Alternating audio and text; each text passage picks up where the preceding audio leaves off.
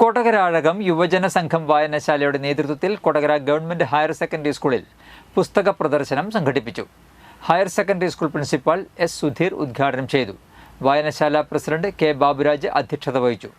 Girls school principal K K Thajudheen, വായനശാല secretary P M Sunilkumar, വായനശാല committee അംഗം വി കുമാരി എന്നിവർ സംസാരിച്ചു. നമസ്കാരം.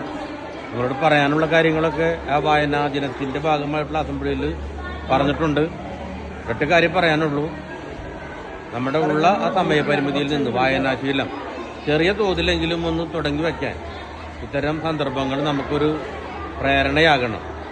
ഞാൻ അന്ന് പറഞ്ഞതുപോലെ നമ്മൾ ആ വായനാശീലം ഇല്ലാതെ ഇങ്ങനെ പോകുമ്പോൾ നമുക്ക് ആ നഷ്ടപ്പെടുന്ന ലോകം എന്താണെന്ന് നമ്മൾ അറിയില്ല, നഷ്ടപ്പെടുന്നത് എന്താണെന്ന് നമ്മൾ മനസ്സിലാക്കുന്നില്ല.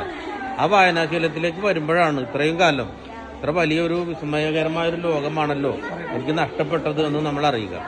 അപ്പോൾ ആ ഒരു ശീലത്തിലേക്ക് ക്രമേണ വരാൻ നിങ്ങൾക്ക് കഴിയട്ടെ എന്ന് മാത്രം ആശംസിക്കുകയാണ്.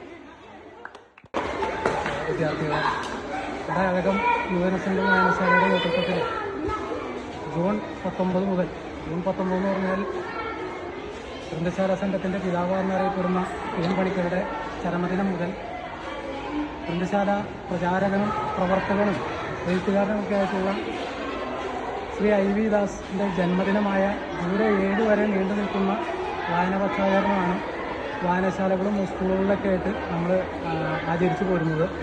അപ്പോൾ അതിൻ്റെ ഭാഗമായിട്ട് സ്കൂൾ തലത്തിലുള്ള